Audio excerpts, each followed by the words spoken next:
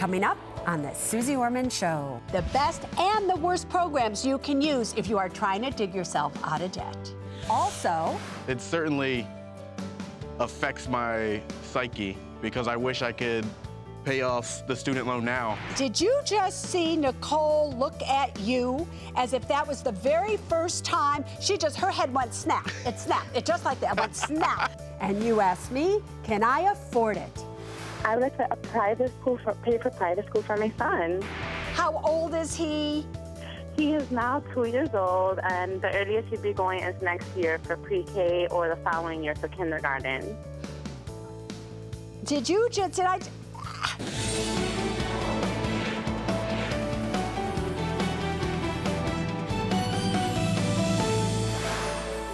Hi, everybody. I'm Suze Orman, and you are watching the Suze Orman Show tonight. I want to talk to you about digging out of debt.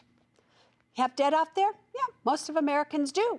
So because everybody knows that you have debt, people love to advertise to you. So just the other night, I was listening to the radio, and here's what this commercial says. Did you know, everybody, that credit counseling services are in bed with the credit card companies? You don't want to be in bed with the credit card companies. You want to use debt settlement companies. We're out for you. We're not in bed with the credit card companies. Really? Really? Do you even know the difference between a credit counseling service, also known as a debt management program, and a debt settlement company? Probably don't, but you're going to now. Listen, debt management programs, counseling credit services, those types of companies are nonprofit. You may know them by the NFCC, ACA, CCCS. All of them are nonprofits that absolutely are funded by the credit card companies. Now, why would the credit card companies fund a credit counseling service? Well, I'll tell you why.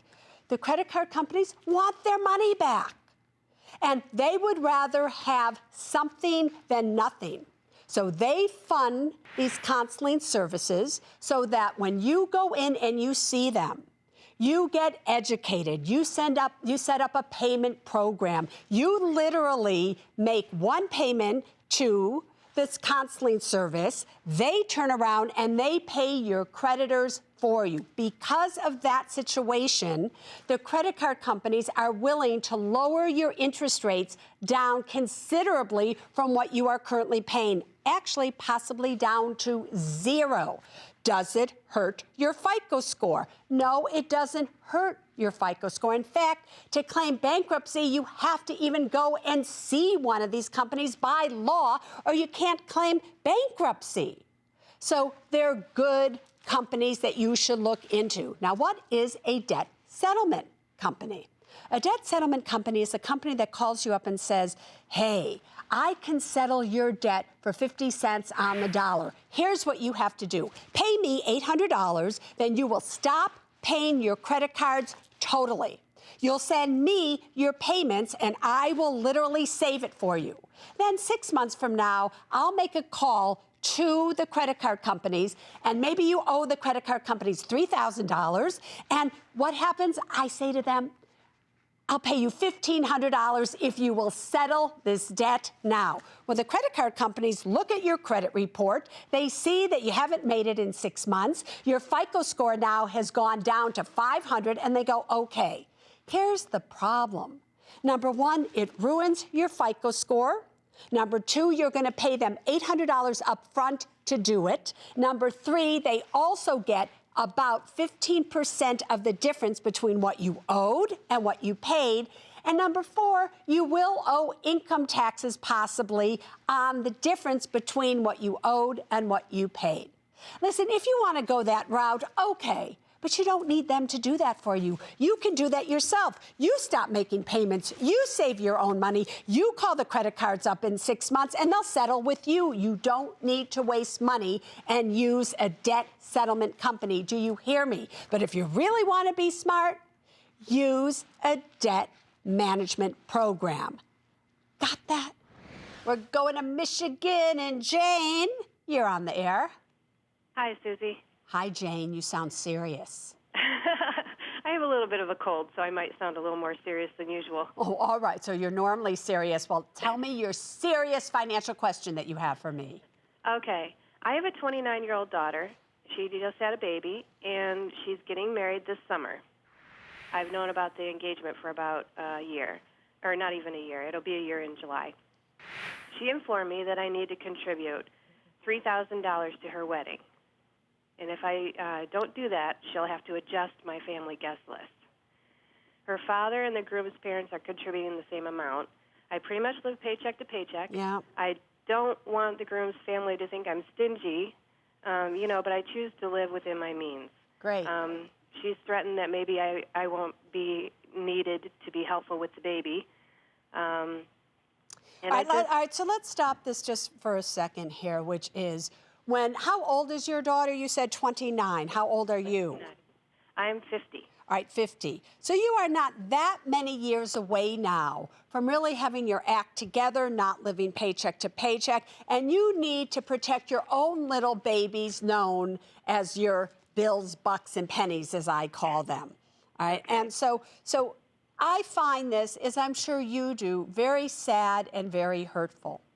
Yes. And she cannot hold you over this financial barrel, so to speak, and threaten you. When you called in, you said she threatened you. That was Yes. the word that you used. How dare she? And really, it's how dare you allow her to do so. Now, I understand that there's this fear that's taking place of, well, then I won't see my grandchild, maybe I won't see my daughter. I don't know. Is love that strong that you want to see a kid that is so disrespectful of you, that doesn't care about you, that's threatening you? Do you really want that in your life? So maybe you can turn this around and go, sweetheart, I don't really care if I ever see you again. I don't even care about that. If you can be this disrespectful to me, knowing everything that I've gone through, then you go ahead and you live your life and you continue to do this. And, may God help you that your daughter or your son doesn't grow up to be as arrogant, disrespectful, and really hateful as you are. That's kind of what I would tell her. Let's go to this great state that I was born in, Illinois, because we have Julie on the air. Hi, Susie. Hi, Jules. How are you tonight? Good. How are you? I'm fabulous. What can I do for you? I'm a physical therapist, and I'm the main breadwinner in our family. And I'm concerned that if anything were to happen to me, that we would not have enough money to pay our bills. Yep. We already have an 8-month emergency fund, and I do get free short-term disability coverage at my job. But I've never really heard you talk about long-term disability insurance. Yes. So we wanted to know, is this something that we should look into for me? And if we should, what should we look for? Yeah. Here's what's really hard. Long-term disability, which is what you buy on your own, number one, is expensive. But number two, you really have to be able to read the fine print and know what will it cover. So there's two different types of policies. There's something called NEOC and owner's OC. NEOC means that you have to be disabled and they will only pay you if you cannot do any occupation, right? Okay. That's really bad. Because let's say you're a physical therapist, and let's say you hurt your hands. You can do other things, but you can't now be a physical therapist. And then any OC policy, they're not going to pay you. In an owner's OC means that the owner of the policy, if they can't do their occupation, the policy will pay. So the main thing you need to do is look for an owner's OC policy, but you need to make sure that you can afford it, because like I said, they're really, really tricky. Next up is Sylvia in New York. Let it rip, girlfriend. Hi, Susie. Thanks for having me on the show. Anytime. Okay, so my question is, in 2007, I was married and co-signed a student loan for my ex-husband. The marriage has been since annulled, and now I was trying to purchase a home and have found that he is $32,000 still in his student loans that I'm co-signed on. My question is, how can I secure myself, or would I need to repay these loans, or is there anything I can possibly do in order, instead of just waiting the 2 years until he pays it back, if he's starting to go into default? So That's going to affect my credit. Yeah, here's my question to you. Is he in default? Has he been paying these student loans? Have these student loans affected your FICO score, or is he current on these student loans? Well, he just started. He made 1 or 2 payments, and then he hasn't made any payments since then. And how So long I know has he it has been? 30 Wait, days. one sec. So it's been 30 days since he made the last payment? Correct. All right, so he's already exhibiting behavior that Correct. he is having trouble, and he's able to exhibit that behavior because guess what? It's not going to affect him. He knows it is going to affect you. And if he is still angry at you, if there's anything like that, if you did not part friends, did you part friends? No. I didn't think so. So there is no way for you to get out of that. There is no way for you to change that. And if you need to protect yourself, then you need to every single month see, is he paying on time? And if he doesn't pay on time, you're going to have to make that payment. But I have a feeling he's not going to let you know. You're going to be behind the score knowing on all of this. So do you have the $32,000 to pay it off if you had to?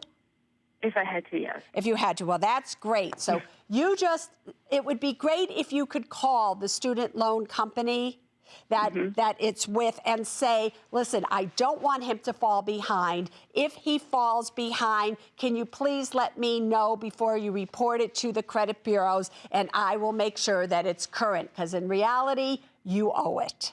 If you continue to go, his debt is bad, it's killing my dreams, you're going to be killing this relationship. And later, when wanting something, ask me, can I afford it? I paid off all my debt, and now I think I can afford a ring. Oh, listen to how you just said that. I think I can afford a ring.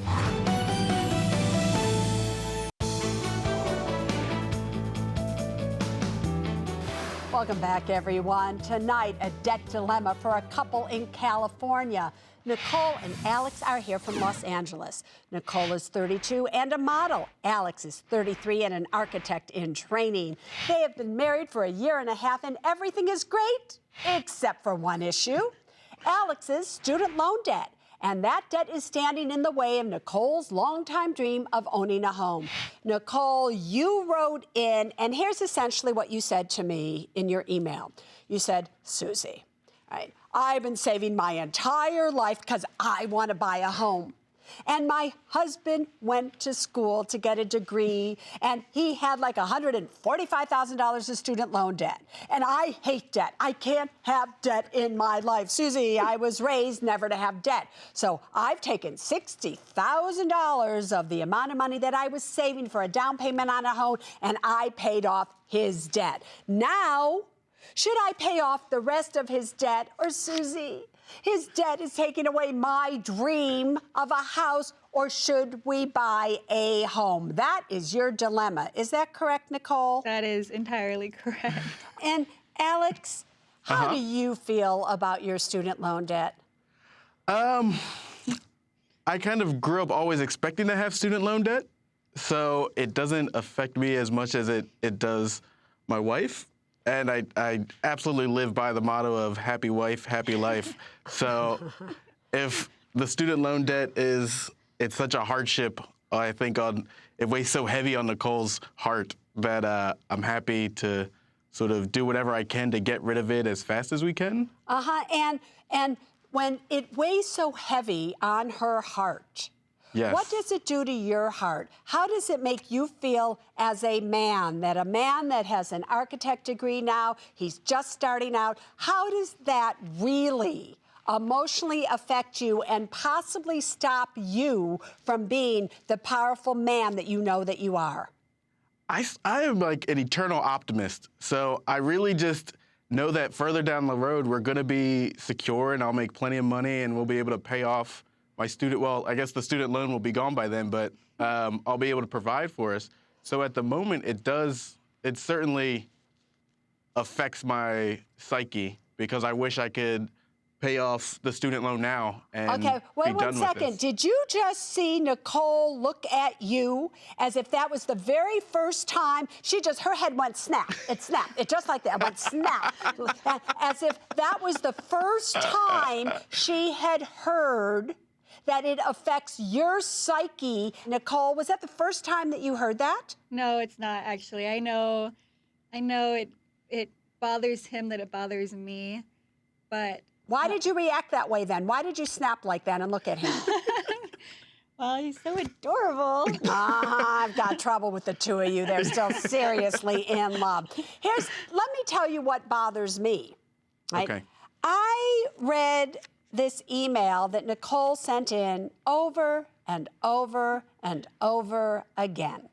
Mm-hmm. And what bothers me is that, Nicole, do you know that you use the term I and me in this email 15 times, but only 4 times do you say ours or we when it comes to this problem? Very interesting, isn't it? Mm-hmm. So and Alex knows. Did you hear that? He went, because he knows what I'm talking about here. He knows this because you look at this money as yours. You look at this dream as yours. You look at this problem as Alex's, who created the student loan debt that you have to solve. Now, here's my problem. Besides that, what is the difference in your mind? You say you cannot stand to live in debt.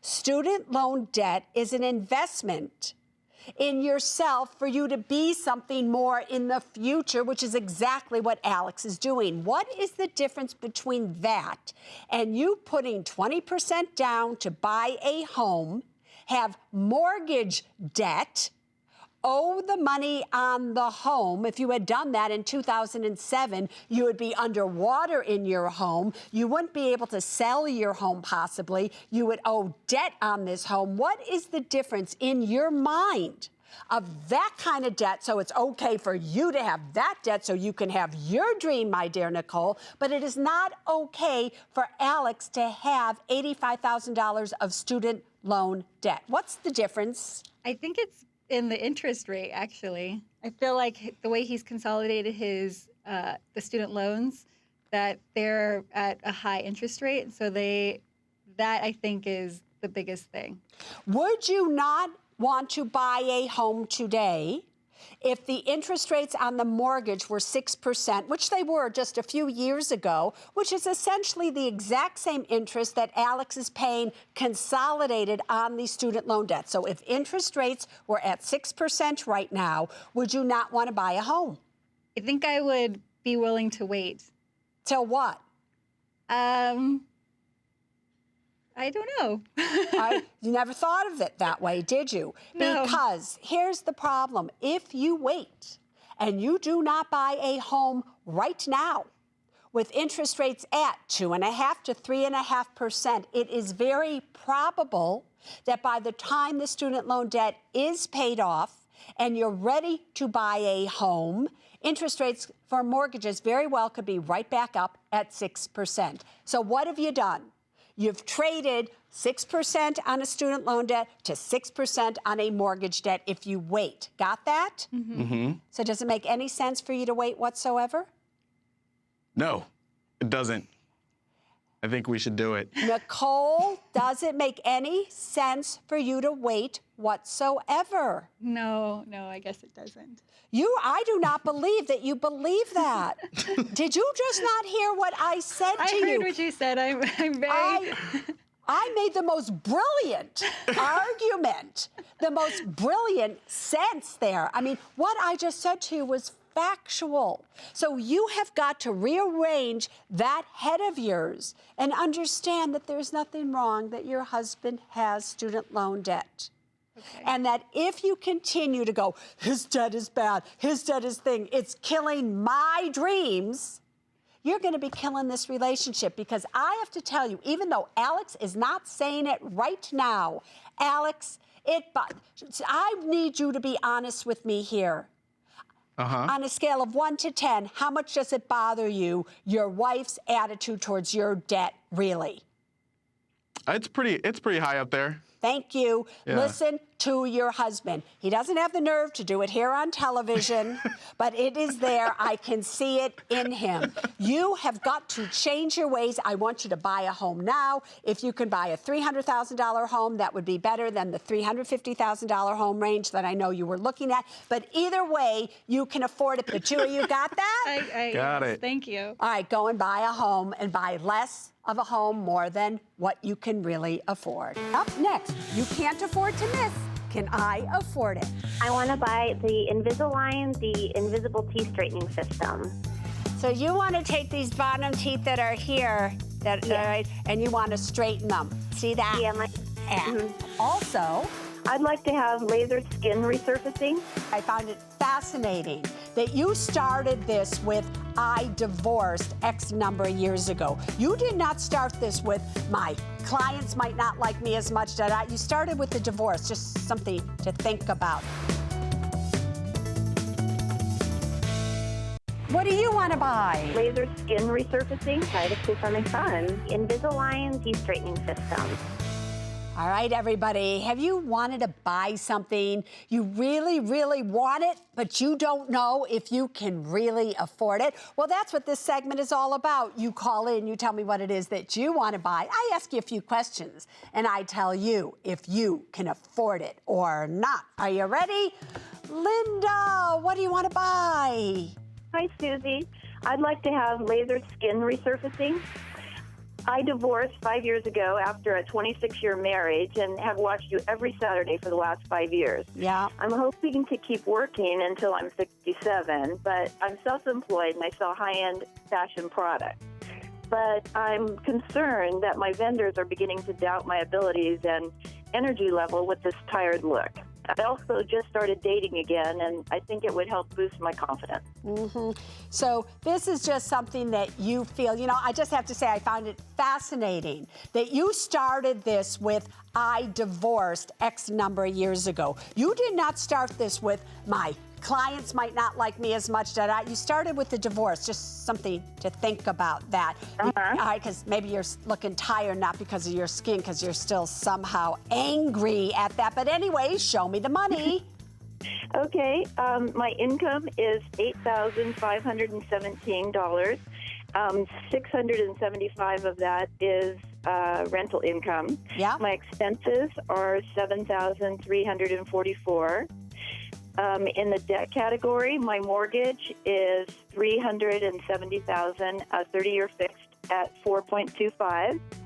In savings, I have $62,000 liquid and $281,000 in retirement. And how are you going to pay this? From my liquid savings. Which then brings us down to about $55,000, correct? Mm-hmm. Yeah, so denied.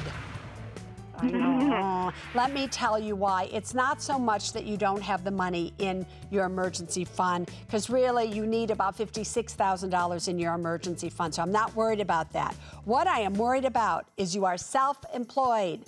At the age of 60 almost, you only have $200,000 in your retirement account, which is not enough if anything were to happen to you. So you need to, before you do $7,000 here, go and buy some other things that might help you a little bit. That's $100 here, $100 there, and whatever, and try it that way. And just know, however you look, you are God's creation, my dear one, and you are beautiful just as you are. Richa. Hey, Susie. How are you, girlfriend? What do you want to buy? I wanted to buy a wedding ring for $3,000. And I wanted to buy this ring because when me and my husband first got married, I had no money and had a lot of debt. So starting of last year, I paid off all my debt, and now I think I can afford a ring. Listen to how you just said that. I think I can't afford a ring. That was like a musical thing. I think I can't afford a ring. So, but this is something that you want. You kept saying, I think I can afford this. I. Does your husband want this? Well, my husband wants me to have it, but he thinks we need to wait a little longer since we're also saving for a house. Ah, all right, show me the money. All right. For our income, we have $5,800 combined. Expenses are $2,242, and we live rent-free. Our debt is $1,200 at 0%. For our savings, we have $24,000 liquid, $2,000 in investments, and $7,000 in retirement. Obviously, you are going to take this from your liquid. You obviously keep $1,200 of credit card debt because it's at 0%. You live rent-free. How do you do that? We live in my father-in-law's house. And are you always going to be able to live in your father-in-law's house? No. No. And so you are looking at right now, because you're living rent-free, you can afford this $3,000, but you want to buy a home so that you don't have to live in your father-in-law's house. But where are you going to get the down payment for? You're going to use it all up, and you're going to have this ring that now you need insurance on, and possibly you can lose it. Denied. You are not to do this. It makes no sense. Listen to your husband. Gisette, what do you want to buy? Hi, Susie. Hi, Gisette. Yeah, go on. I would like to pay for private school for my son. So you want to spend $30,000 a year. What has the world come to that we're spending $30,000 a year for private school? Me about it. How old is he? He is now 2 years old, and the earliest he'd be going is next year for pre-K or the following year for kindergarten. Did you just say that you're going to spend $30,000 a year to go to pre-K or to kindergarten? I know, it sounds crazy, but that's exactly what the tuition rates are here in New York City. Show me the money. Okay, our take home is $7,406 a month. All right, so you're going to be working almost 5 months just to send your kid to kindergarten. Go on. Our expenses are $5,686, which includes $2,600 per rent and $408 car lease payment. We have no debt. Our savings include $3,100 liquid funds and $14,000 retirement fund. $14,000 retirement fund. Where are you going to pay for this from? You know, right now we currently pay $1,000 a month towards his tuition payment now. So of course, in the future, when he goes to a private school, we add that towards the funds, and our money that we have left over that we make per month, we'd be using to pay tuition. And so therefore, you will not be adding any more money to your emergency fund. You will not be adding any more money to your retirement account. So at the age of 30, you have $3,000 liquid. And if God forbid anything happened to you or your husband or life partner, your son's okay because he's going to a $30,000 a year school, but you can't even afford to pay the bill. You are denied. It's not even close. I don't care if that means you have to move out of New York City and find a life somewhere else. It is absolutely ridiculous in your financial situation that you spend $30,000 a year to send your kid to preschool and to kindergarten. Okay, now, Lori, what do you want to buy? I want to buy the Invisalign, the invisible teeth straightening system. And you want to spend $4,000 to straighten your teeth. How bad are your teeth, girlfriend? They're not that bad, but I just smile and laugh a lot, and I just want the most perfect smile that I could get. So it's more for cosmetic purposes. So you want to take these bottom teeth that are here, and you want to straighten them. See that? Yeah, Yeah, I did that too. I wore Invisalign and a long time ago, and they're pretty good, don't you think? So they do work. All right, show me the money. Okay, so I take home $3,000 a month. Yeah. My expenses are $1,430 a month, and I live rent-free. Good. Why do you live rent-free? Where do you live? Where are all these kids living rent-free? Where do you live? I live in Cleveland, Ohio. My boyfriend, he lets me live with him for free. He wants me to save my money. You got it. Good boyfriend. Go on. And then my credit card debt is $900 at 0%. Yeah. My savings is $14,000 liquid and $63,000 for retirement. And so you're going to pay from your liquid, correct? Yeah, I was thinking of taking $1,000, and I already have an established line to Care Credit at 0% to make $250 a month for 12 months. Yeah, payment. and so here's the bottom line. I know you want good teeth, but do you have the financial whereabouts to do so? You've been approved, girlfriend. Yay. In my opinion, you do. And, you know, teeth are an important thing, obviously. I think that. So I think you should do that. All right, John. Come on, John boy. What do you want to buy? I want to buy a round ticket to the Philippines. To the Philippines. I love the Philippines. Where do you go in the Philippines? I usually head to Manila, then visit all my family and friends in the provinces area. Yeah, you know, I do a lot of work in the Philippines, and I love when I go there. Anyway, $1,200 round trip ticket to go to the land of beauty. Show me the money.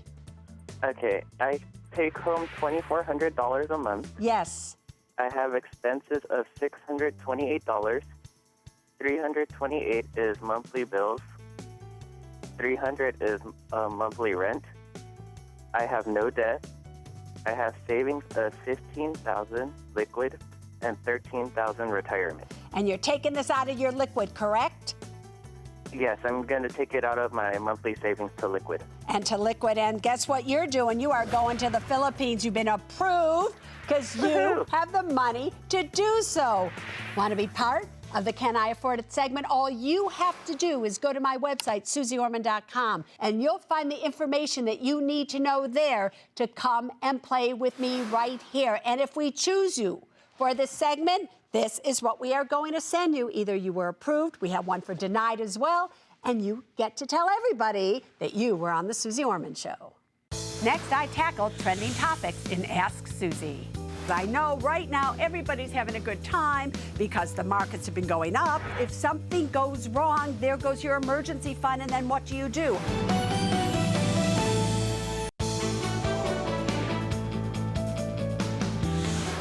Welcome back, everybody. Here we are in the room that I stand up in, the control room here at CNBC headquarters. So many ways for you to reach me. Take a look at your screen. You can send in an email, join me on Facebook, send in a tweet, and guess what? If you put hashtag Ask Suze, it can come right to us here in the control room, and if we choose it, you will be on the air. This is the last week of Financial Literacy Month, so let's see what these tweets can teach. At Dusty and Mill, my wife and I are out of credit card debt at the end of the month. What do you think about investing in dividend stocks with DRIP? Well, Dusty, it would seem to me if you now are finally out of credit card debt, that you do not have an 8-month emergency fund, because if you had money in an emergency fund, you probably would have used that money to get out of credit card debt. So I'm just going to assume that you don't have an 8-month emergency fund for a second. And if that's true, your next thing is to save an 8-month emergency fund in a liquid account that you can get at it at any time. If, however, I'm wrong, and you have an 8-month emergency fund, you're out of debt, you're putting everything you can, the maximum, into your retirement accounts, and all of that is true, hey, I love stocks with dividend reinvestment plans. But however, which is what a DRIP stands for, do you have enough money to diversify? So I think you might be better off in exchange-traded funds than individual stocks. Let's see what else we have that can teach us something this end of Financial Literacy Month. At Mark World, should I get a higher limit on current credit cards to help FICO? No plans to spend more, but score was dinged for high ratio.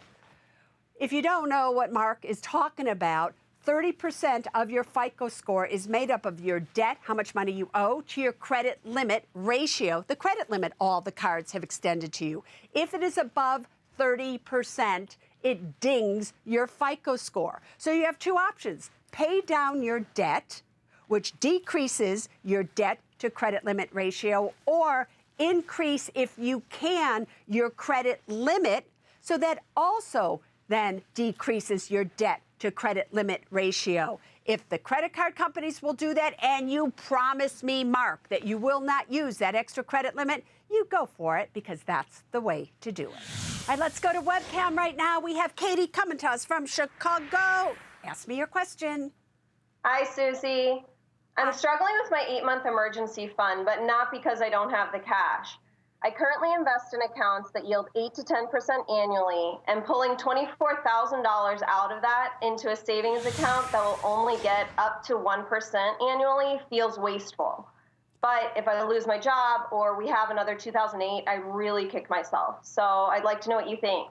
Yeah, I think it's very dangerous, I have to tell you the truth. Just let's turn back the hands of time, because I know right now everybody's having a good time because the markets have been going up. You know, a little bit ago, they reached their all-time high in so many years. So we're all feeling pretty great. But what happens if you were now on the webcam with me and this was 2007 and you were making 8, 10% and you were making great returns, and then all of a sudden it hit and it went down and down, and you kept thinking, oh, it's going to come back, and before you know it, now you are 50% down. At the exact same time, you lose your job. So I understand that you feel that it is wasteful because you're making 8 to 10%. And by the way, that's not interest. That's an annual return because you're investing the money.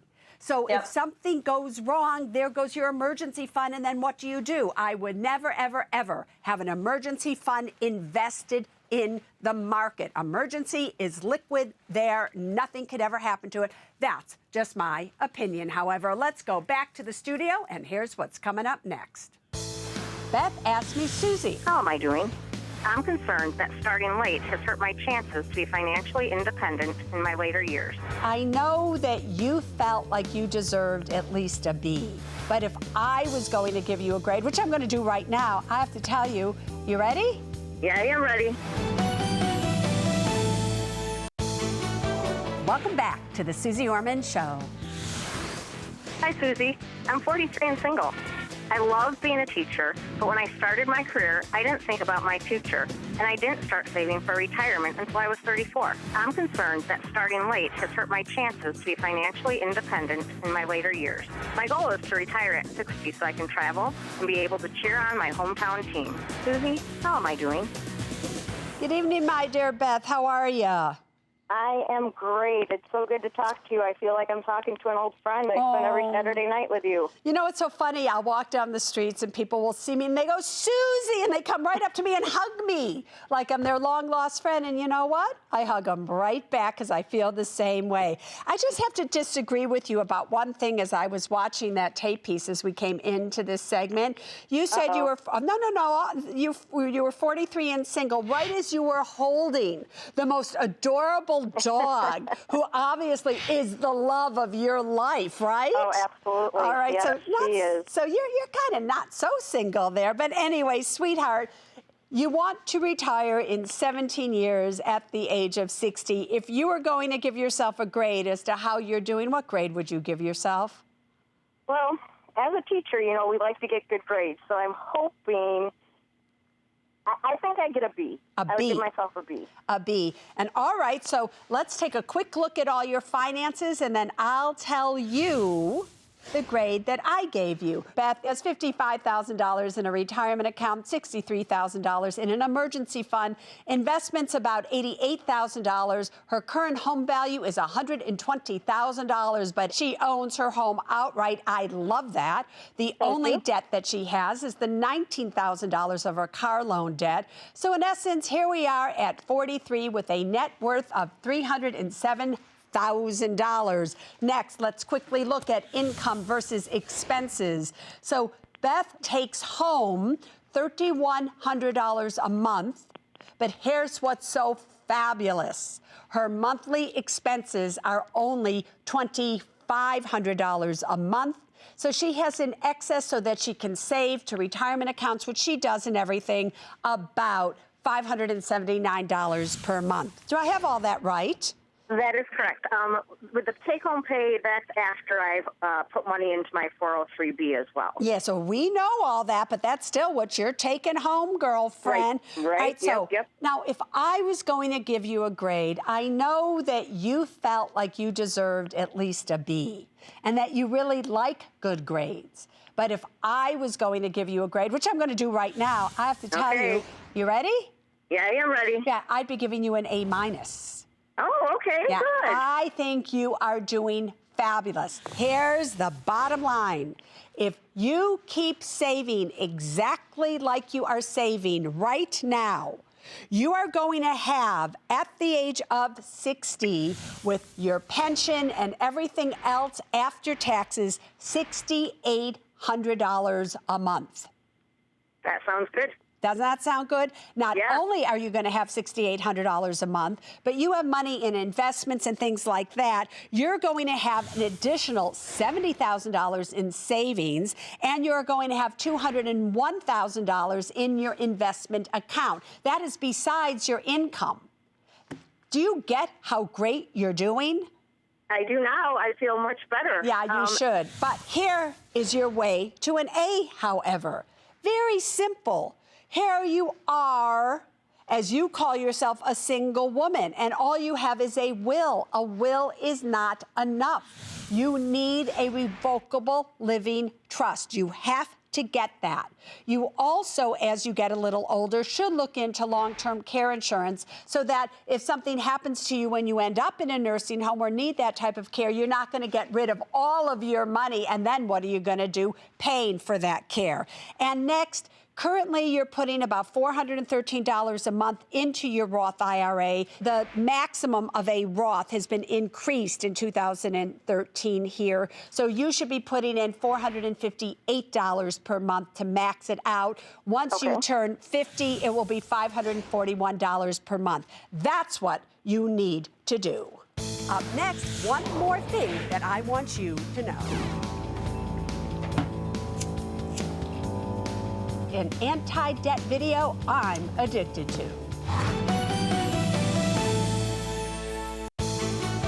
Welcome back to the Suze Orman Show. Almost a wrap here on the Suze Orman Show, but before we go, there's still one more thing I want you to know.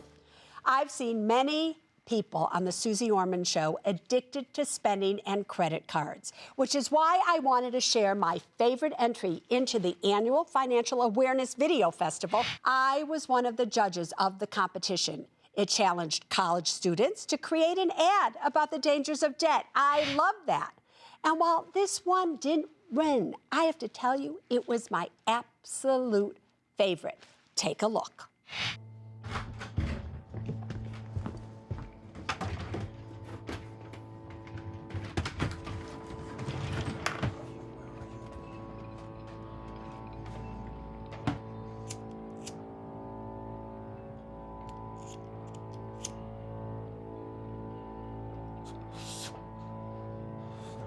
It's not working. It's not working.